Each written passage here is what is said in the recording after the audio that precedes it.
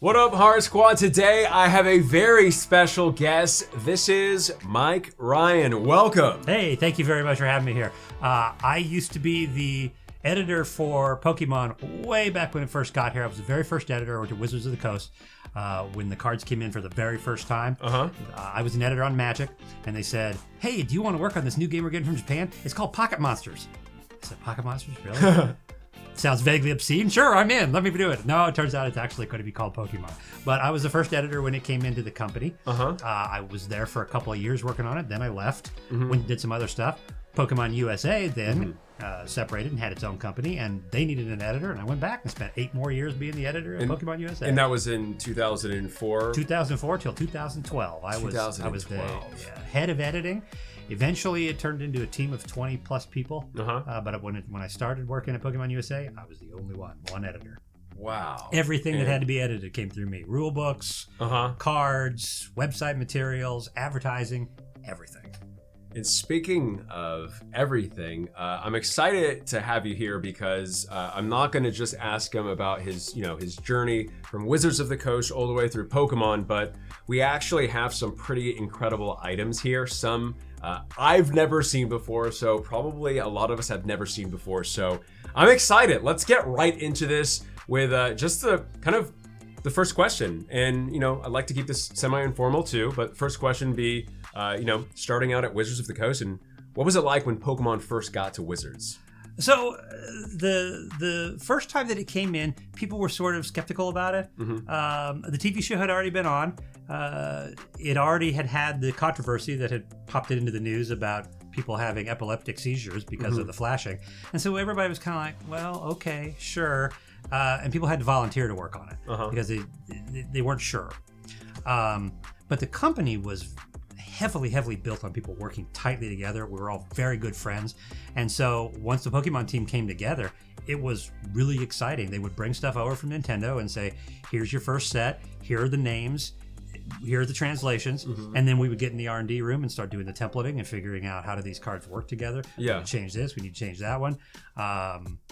One of the first things that happened as the names were coming in was we heard the jokes. I'm sure you guys have heard some of these jokes. The not gonna write you a love song was a little later. But I Pikachu in the shower. You guys have heard that one before. We used to call Zapdos Frank Zapdos. We were building the pre-constructed decks. There was a lot going on, and it was very fast. Because they were trying to get a Christmas deadline of that year, get it out the door as fast as possible. So we were chugging along. I proofed cards in the middle of the night one night. I was still working on some Magic stuff, and I was working on Pokemon at the same time. That accounts for some of the errors you folks have probably seen over the years. Little mistakes here and there. Most of those are my fault. But we love the air cards now. That's what we love those. Well, I'm glad people collect them because otherwise I'm humiliated that I'm such a good editor that I left the wrong words in and Charizard is 5 feet tall. It's that kind of stuff. So it was a really fun time. Now, because it was so fast, and I'm sure that people know about the card, we were trying to get cards out for the movies premiere and for the league and for Nintendo Power Magazine. Wanted to put a card in Nintendo Power Magazine. And so we had a card come around, and this is for Nintendo Power. It's going to be a promo card. We got to get it right. Sure. I edited it. I'm the first line of defense. I edited it. And by editing it, you mean like the text on the card? Make sure it's spelled correctly. Make sure that all the elements are there. If it says that it's going to have resistance to Psychic, make sure it says Psychic. Make sure it's the right symbol. And so I look at it. It goes to design. They lay it out. Design sends it to R&D. R&D double checks it, comes back to editing. I proof it, goes to Brand. Brand sends it to the printer. The printer sends it back to us. We look at it again. We get these huge card forms. Proof it there. Good to go. Send it out. Brand manager, her name was Jill. Jill comes around and brings us 5 or 6 of the promo cards for our personal collections and puts them down. She comes back a little while later and says, I need those cards back. We said, why? Why do we got to give the cards back? Well, because it had a mistake on it. It's got no hit points. Nobody can play this card. So the Dark Persian card, it was supposed to have hit points on it. It didn't have hit points on it. Nintendo Power Magazine had called and said, what's with this card? So we had to recall all of them, except people like me said to Jill, oh gosh, I'm sorry. I already gave those cards to my nephew, my niece, my neighbor, my pocket. Yeah. So I still have a few dark Persians set aside. Some of them got out there. So that's the story of why the error dark Persian came across. I think that's hilarious. I'm very embarrassed about that, and that's purely me. Editing was supposed to get that. I didn't get it. I like to blame brand and R&D and design for not catching it as well. Right. But that was my fault. So if you have one of those and you really like it in the collection, I'm to blame. You can blame him. You can blame me. We had some other stuff come along. Everybody knows about Grimer's eyes being moved. Grimer, interestingly enough, has on it something that we also didn't catch at the time, which was that it has an attack on it called poison gas. Except poison gas doesn't cause poison; it causes sleep. And it should have said sleep gas, or it should have caused poison. But we didn't pay any attention, and out it went. And then people started playing it, saying, "Why doesn't this do this?" I think this is great. I think that's great. I didn't know that. We have mistakes that the general public undoubtedly have noticed, but fortunately they don't write to me anymore and blame me for it. So. And so, like, I guess you can say, you were for Wizards in that kind of period. They went up to, I guess it was up until they kind of split in 2003, and that's when they had formed the Pokemon Company USA. Pokemon USA, which now it's not called that, at least in North America. I think it's called the Pokemon Company International in Bellevue, Washington. Bellevue, and so, but you had started at Pokemon Company USA in 2004. Is that correct? Right. So what had happened was that I had left Wizards of the Coast. I thought I'm going to go try some other stuff. I tried some other stuff. Yeah. I didn't do it as well as I did the other stuff. Never mind the mistakes on Pokemon. I made bigger mistakes at other jobs. So Pokemon USA was looking for an editor. They had gone a year without an editor, and they felt like they were really suffering. Yeah. So they put the call out, and I had been a Pokemon editor, so I came back and said, "Hey, it's guys, like perfect fit." Yeah, everything worked out great. And I started immediately, sat down at a card table. They were still filling out their offices, so there was no office yet. There were no real desks. It was a card table with a computer on it. Yeah. And that was it. Here's some pens so you can edit. And I'm sitting next to, at the time, was just a designer named Eric Medaille. Some of you may remember Eric's name. Eric ended up being the director of design at Pokemon Company International. And he died a few years back in a freak accident, a windstorm. One of my best friends, a great, great guy. But he was sitting next to me. And he greeted me and said he was a designer there. He was playing some George Harrison songs on his machine. I was playing Beatles songs. We bonded over that, which leads to an interesting story. Over time, he and I worked on theme decks together, and I was responsible for naming the expansions and naming the theme decks for years. So we were putting together one that was Psychic Pokemon. It was perfect. It was called Mind Games. So I'm going to let you show the logo. Oh, yeah. So it had a logo. It had a logo, Mind Game. But it was based on a song. John Lennon has a song called Mind Games. So this is the design that Eric did, and it was based on John Lennon's glasses. So if you go back and look at the logo on your Mind Games, theme deck, you'll see that Eric incorporated a little secret. There were lots of those over time. I'd love to. Is there any of them that you can share with us? There's a couple. You remember the expansion, Power Keepers. Power Keepers. My job was to write down 3 or 4, 5, 6, 10 names for theme decks and for expansion names, and send them to marketing and R&D to get approval based on the contents. And so I had named that set Promise Keepers. And I thought, well, this will work. That's a good name. The Pokemon keep their promises to you. And marketing came back and said, "You're aware that that's a religious group, right?" No, I didn't know that. Let's change that name. But it gets better. We have an expansion out that I was listening to Billy Joel CDs at the time. I was a big Billy Joel. I had headphones on. They said, "Here, we got to name this expansion." I said, "Well, this, Stormfront." Stormfront is the name of a Billy Joel song, name of a Billy Joel album. And that was because you were just listening to it? I was listening to it, and it seemed to fit the theme. So I set the name in. They approved it. We printed it. It went out. And then a VP came to me and said, "Why are we calling this Stormfront?" So, because it fits the theme, and I happen to be listening to Billy Joel. Are you aware that Stormfront is a quasi-Nazi organization? Oh my gosh. No, I didn't know that. I did a TM search for it to make sure we could trademark it. But those guys didn't trademark their Nazi company name, so I didn't know any better.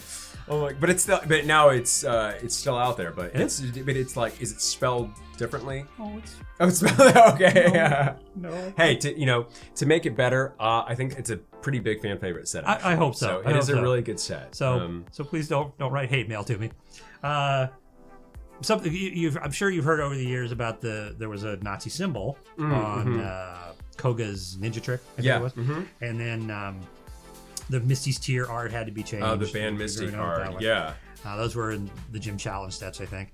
But those were that was just done from Company International that brought and you had to you yourselves going through it and editing it. Y'all had to make the easy decision to edit. There was some stuff that's pretty easy to do. Yeah.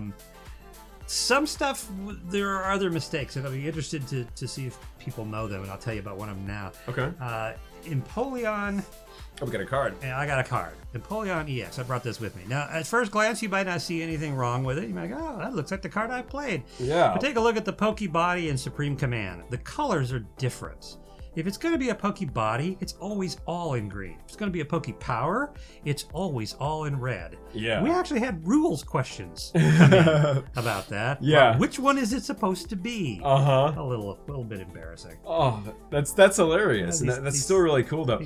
That especially, with a card like this, a level X card, too. And I think it got reprinted later on and got corrected. Oh, it did? But the way that it worked, the process for looking at these cards is we lay them out and we have one card per piece of paper. We print out it was 120 cards. We have this big stack of paper. Yeah. And we look at one card at a time. And we check everything on it. Yeah. And when you're proofing stuff, usually you do it in a pass. If you go back and look at the old cards, they were in a different order. First, it was going to be all the rares, and then all the uncommons, and then all the commons. But over time, we said, let's keep the colors together so that we can make sure that the entire evolutionary chain is there, because we almost missed that a couple of times. It doesn't do any good to put out stage 2 if you don't have a stage 1 or a basic. Let's just send it out. Nobody can play it yet. We got to do it in a different order. So when we would proof these things, we would go through and look at those pieces of art very, very carefully. And stuff just got through, man. It just it happens, especially with that many cards going out. And very, very quickly. I mean, in a very deadlines that you had. 4 expansions a year, plus promo cards. Now, promo cards later on got down to stamp and pre-release on some of them, or changing a border color was easier. Early on, those promo cards were unique unto themselves. Like the Dark Persian, which we shouldn't talk about, but we keep talking about, don't we? I keep talking about it. Let me tell you about some of the other stuff that we did, though, that maybe people haven't heard about. Naming originally was done in Japan, so card names came from Japan, and then they were done by Nintendo of America. Nintendo did all the names. And when you meant by then they were done, is that they were the Japanese translations were sent over saying, here's what they named it in Japanese and here's why. It's based on a boiling kettle of water combined with ocean waves, and they would come up with a name in Japanese. Didn't always work here, so Nintendo of America would take care of the naming, and then they'd send them to us. But in time, that responsibility transferred over to Pokemon USA, and I got to be involved in that. So some names had to be universal. Zekrom is an example of one. It needed to be Zekrom in every language. At the time, editing was handling French, Italian, German, Spanish, Portuguese, Russian, UK English, and American English. Zekrom needed to be in all of them. Universal. And so we would go in a room, and the head of R&D, a fellow named Yasu, would come in and say, we want to name it Zekrom. Does that work in your languages? And if, for instance, an upcoming name would be offensive, or would be too close to an offensive word in, say, Spanish, the Spanish editors were responsible for saying no because it's too close to this. And then Zekrom would go away, and another name would come in until we were able to get one that worked all the way across the board. So would that be kind of the process as far as you see some when I'm opening up different languages for base set or something, some of the times like a Pikachu, or is it always just Pikachu? Always Pikachu. Pikachu. But if you look at some of the other cards that are in that set, they might not be called that. Look up Moo Moo Milk sometime. Drive you crazy. Look up what Moo Moo Milk is called in other languages. Have them translate. Cut that out and paste it into Google Translate. Okay. Let me know what you get, because you'll get some weird stuff. Okay. So fair enough. So we did it. We got to do naming, and we got to name a handful of sets, and I think they're still doing them now. I haven't been there a while, but I think they're still doing them now. Do you remember Do What? Yeah. Okay. Do What was supposed to evolve. Our evolutionary chain had Do What evolving into Say What, so that you could Say What. Say What. so that you would go, do what? Say what? We thought that was so clever. It was so clever. And then it got changed to samurai. That's really funny. The one card that I claim fame to, and unfortunately it's not a rare, it's not a chase piece, but the one that I named, the way it worked is we would get the descriptions of the cards, we could see the art. The art was kept under lock and key, by the way, literally lock and key. The R&D guy would bring it over, and you could have a copy on your desk while you're working on names, and then you'd come back and take it away and put it under lock and key because we didn't want any spoilers out there. Yeah. So we would come up with 5 or 6 names for what we thought were interesting names for this Pokemon, and we'd call them into a conference room, and there'd be 10 of us, and we'd put all the names on a board, and we'd vote. How many votes did this one get? How many votes did this one get? How many votes did this one get? Some of them got no votes. I came in with one for this Brave Eagle. And Brave Eagle. Braviary was my name. Braviary. I put it on the board. Nothing else got voted for. Braviary. Unanimous. I named Braviary. That's special.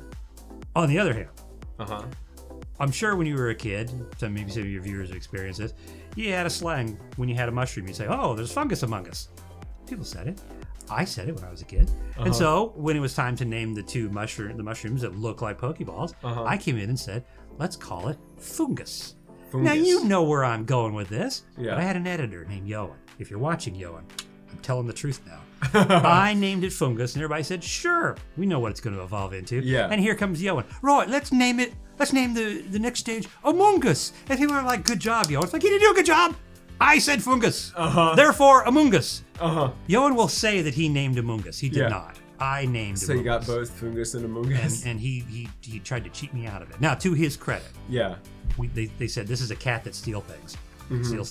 And he came up with Purloin. So good job, Yoan. That was all Yoan. And that was another one of those, everybody said Purloin is great. Yeah. You know, Cat Snatch is not going to work. But Purloin worked. Yeah. Cat Snatch was on the board. I mean, we put these names on the board. Yeah. That's such an interesting process. That really is. And it was very ego driven because you'd get in there and say, how many can I get? How many can I get? And then, of course, you forget. The only one I can remember is Braviary. I remember Fungus Among Us because I was mad at Yoan.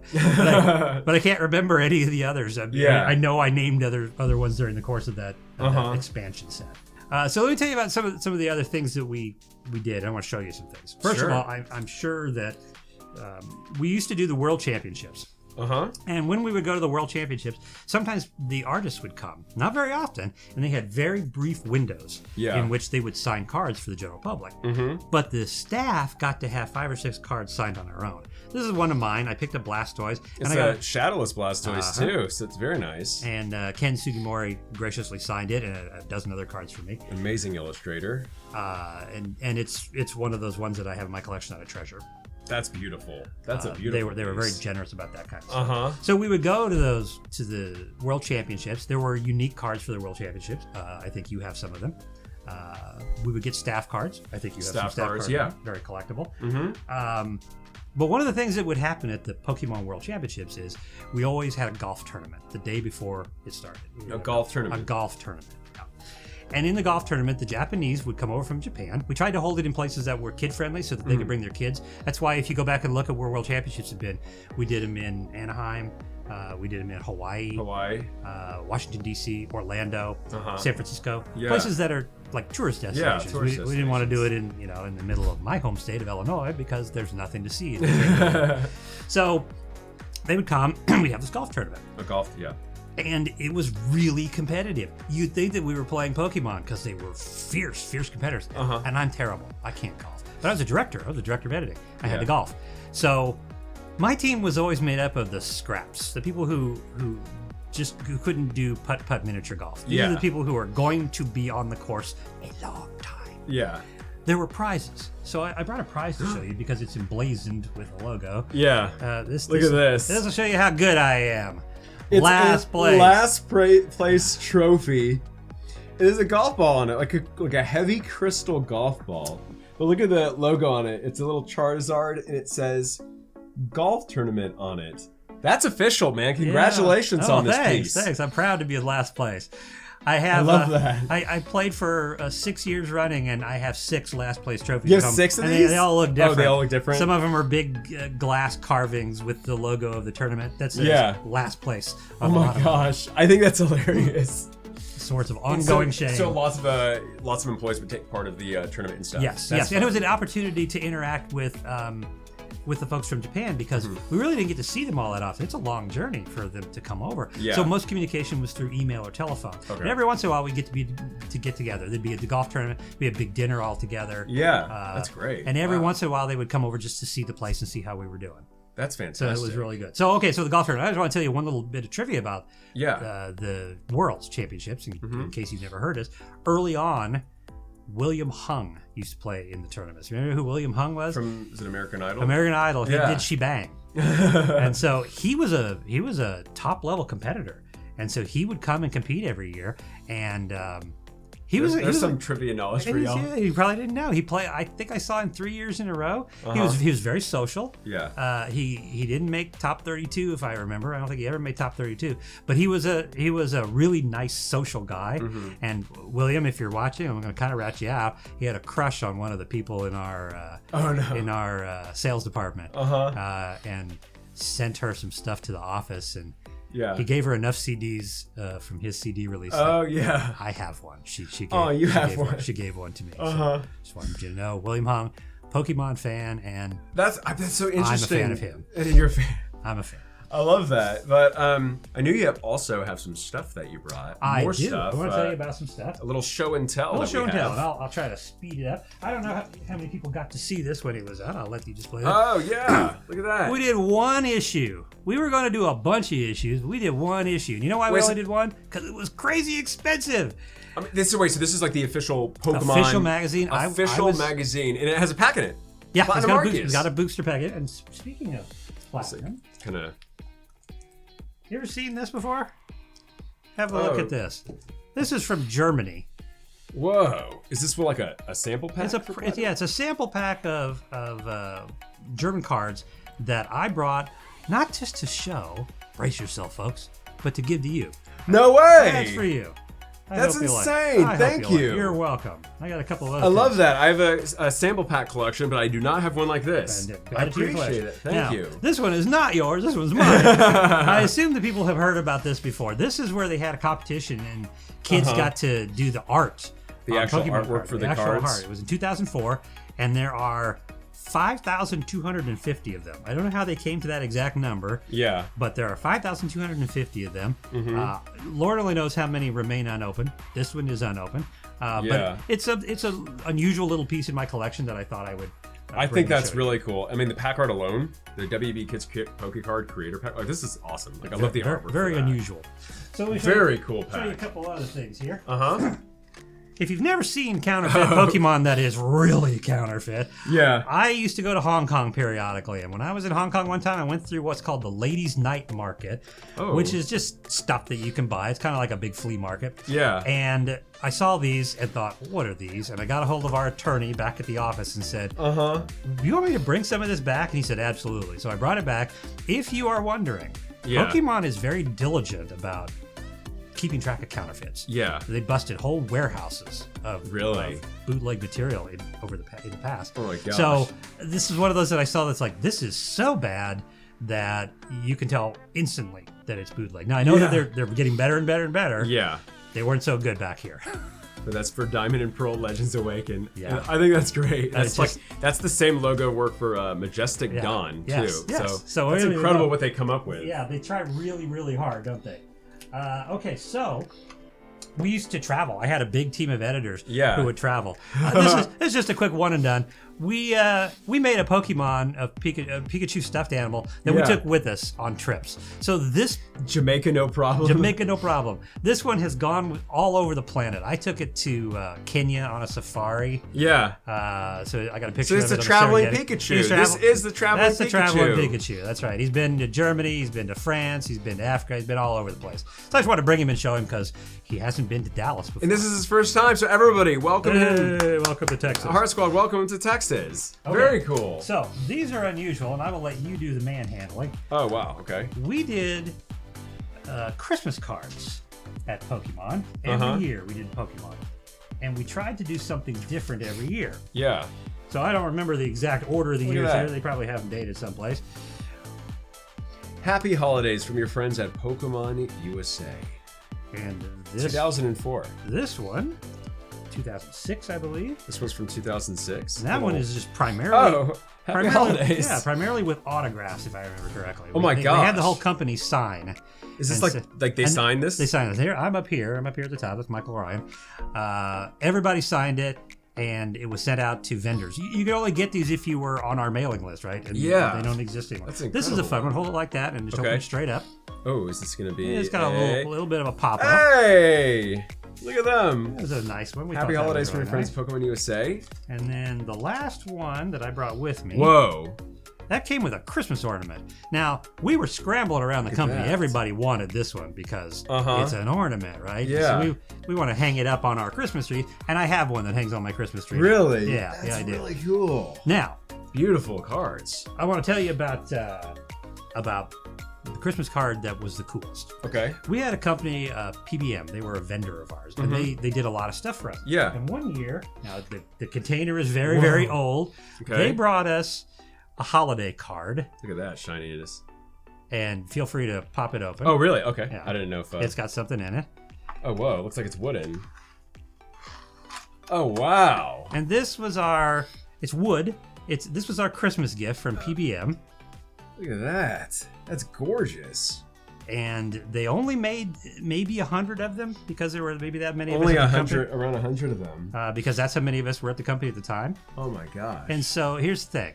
It's been in a box in my storage. Yeah. For 15, 20 years. Yeah. And now it's going in your collection. That's it's going in my collection. That's for you. I brought that for you. No way. I thought that would be something nice that you could put. My gosh. And it's super gorgeous. rare. I mean, it's not playable, but it doesn't have the right back. You can't find a card sleeve for this one. It does like fire, but not pun intended, because it is a Victini, but that's so cool. So Thank you so much for welcome. that. It's my pleasure. But I'm not it. done giving you stuff yet. I oh my stuff gosh. for you. This is gorgeous. I don't know what's in these. These are the birds. Oh wow, but look like they're in a different language. But they're in different languages. Two different languages. There's I'm not going to try to pronounce that. I can't. It looks like it's probably in German or Dutch. And I couldn't tell you. Probably maybe Italian. Maybe somebody will post a comment on this. Oh, they will. We got some fans in different countries here, so definitely let us know. So I don't know what's in them. They've been in a box, but those are the bird cards. That's very cool. Those are for you. And they're in different. I love it that they're in different languages. Thank you. I told you about the golf tournaments. Oh, yeah. Yeah, check this out. Okay, so they would give us, because we were on the team, every year they would give us some golf balls and a club handle and just stuff that golfers use. Yeah. I don't golf. I don't even miniature golf. I don't even play golf online. But I thought these would be something fun to go in your collection. Yes. I have golfed a while back. Good. I will not be using these. However, I will definitely be having these nearby because these are incredible. The actual logo. Do you know what year these are from approximately? Oh, I bet those are 2000, somewhere between 2004 and 2006 because the logo changed at some point. Ah, okay. So that's awesome. Those are for you. Thank you. You're welcome. A couple of other things I want to tell you about. You may remember that at some point we started publishing books at Pokemon, and it was on Pikachu Press. Pikachu Press. We call Pikachu Press. That's a good name. Good sounding name. We put these little stickers out, and we gave them away to people at the time. Look at that! And so I brought a couple of Pikachu Press stickers for you. Pikachu Press stickers. I figured you probably didn't have those lying around. I did not. So I thought you'd like a couple of those. That's awesome. This is fun. I like this part. This is where the real stuff happens. Okay, so I'm sure you've seen this before. It's from Base Set 2. It's got a CD-ROM in it to teach you how to play. It was opened to confirm contents, but the packs in it are still sealed. Oh, really? So this hasn't been played. Just open to look in it. Yeah. So you can see what's in it. Again. Look at that. There's the first edition Machamp. It's the Cosmos foil Machamp. Love that. That's beautiful. So those are for you. Thank you. Put in your collection someplace. Yeah. And then the last things that I brought to give. First of all, I want to show you. Oh yeah. Yeah, check it out. We had our individual nameplates. This is your nameplate. So I had a nameplate, and you got to pick our own Pokemon. Everybody in the company could pick one, and you couldn't repeat. Yeah. So mine was Rhydon. I'm a big fan of Rhinoceri. So this is like quality. This is like good quality too. Pokemon Press. Pokemon Press. I'm all mixed up about the different names now. Pokemon Company did it right. They took care of the people. Yeah. They're a wonderful place to work. That's really cool. And so they when they made That's good a that name they let tag, you have that too. yeah, I kept it because I thought it was Yeah. so nice. Okay, so to wrap up, Okay. I know you like really rare stuff in your collection. Just maybe. What gave it away? Just a little. everyone Maybe said not the it. shelf behind me. But. Nah, who couldn't tell? You're a big fan of Disney, I see. So, I know that you like the plate test cards, Oh yeah. but I kept a lot of them over the years. Yeah. But I only kept one rare. No way. A Light Machamp? Is that from Neo Destiny? That is the only rare playtest card that I still have, Oh my gosh. but now you have it. It's mine? It's yours. Yes! It goes in your collection. Oh my gosh, thank you so much. You're very welcome. Everything else I have are commons, but I had one rare. I was playing that deck at the time. Uh-huh. And so I had the one rare. Yeah. And so I thought, No this needs a better way. home than my basement. So Oh, thank you. To your oh collection my it gosh. goes. I appreciate those. Light Machamp too. Absolutely incredible. But I'm overwhelmed. I'm sure plenty of us are, but in a good way. Thank you so much for taking the time to be here. I know there's a few things that I want to I know you've been talking a lot, but I want to make sure any message, anything you want to say to everybody in the community, in the Heart Squad, please take it away because this has been great. So it was a real pleasure for me to work on Pokemon. It has a spectacular community. I went to World Championships for 6-8 years, and the enthusiasm and the support and the fandom is spectacular. I've never seen a fan group. And I used to work on Magic the Gathering. And they got a pretty big following. But Yeah. Pokemon players, by far, are friendlier, more social, Yeah. more engaged. Magic players, and I love Magic players. If you're a Magic player, I don't mean it as an insult, but Magic players debate. There's a lot of rules lawyers there. There's a lot of, well, why this? Why didn't you do it differently? Pokemon fans play the cards and say, what can I do to combine this with another card? Or what can I do to make a deck that this works for? Yeah. And they aren't getting online and saying, boo, I don't like this one. They're saying, yay, I love this one. And it makes a huge difference. Yeah. So it was my pleasure to work on those early sets for those of you who are now collecting.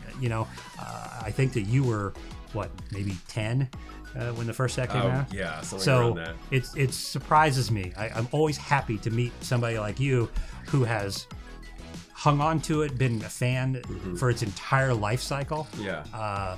Because at the time, we were talking earlier before we started shooting, looking at some of your rare cards, some of the astonishing stuff you have in the collection here. Yeah. And I'm looking at some of the cards thinking, I remember editing that. Yeah. I remember proofing that. I remember when we changed this power a little bit.